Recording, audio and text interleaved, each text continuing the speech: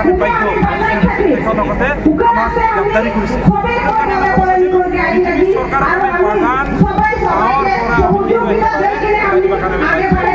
আমাৰ দাবি আদিবাসী স্থিকৰণ কৰিব লাগে 2 নম্বৰ পয়েন্ট আদিবাসী দিব লাগে 3 নম্বৰত মাটিৰ পট্টা দিব লাগে 4 নম্বৰ যেটো প্ৰটেক্টেড ক্লাছ এক্টিভিটি চ্যাপ্টাৰ 10 হিচাপত এইবিলাক আমাৰ যেটো এতিয়া বাহাল থাকিব লাগিব 6 schedule area non 6 schedule area লগতে আমাৰ আদিবাসী যিমান গাঁওবিলাক আছে মেজৰিটি বেলেগ কাউন্সিল বনাই দিব খুজি আছে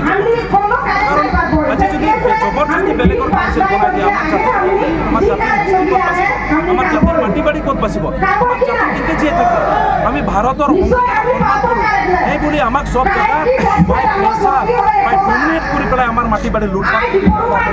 বনাব এইটো কোনোদিন যুক্তি হ'ব নোৱাৰে কাৰণ আজি এই জায়গাৰ পৰা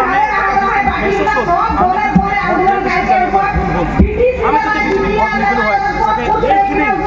এইখিনি মানে কাৰণ আমাৰ জাতিৰ বিপদটো আমি মাতি আমাৰ নিচিনা লাগি আছে বিজেপিক ভোট দিয়া মানে আমাৰ জাতিৰ বিপদ এটা লাগি আছে আমি ভাবিছিলোঁ বিজেপিক ভোট দিলে আমাৰ জাতি কৰিব নেকি আদিবাসী একেবাৰে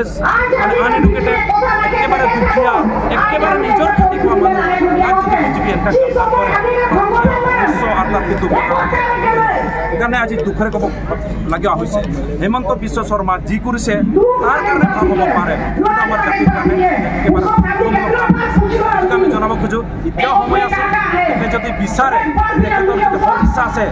যদি তেখেতে আমাৰ আদিবাসীক ভাল পায় নিশ্চয় আদিবাসীক 125th এমেণ্ডমেণ্ট বিলত আদিবাসীক স্থিকৰণ কৰাব আৰু আদিবাসীক অট'নমাছ কাউন্সিল দিয়াব এইটোৱে আমাৰ মূল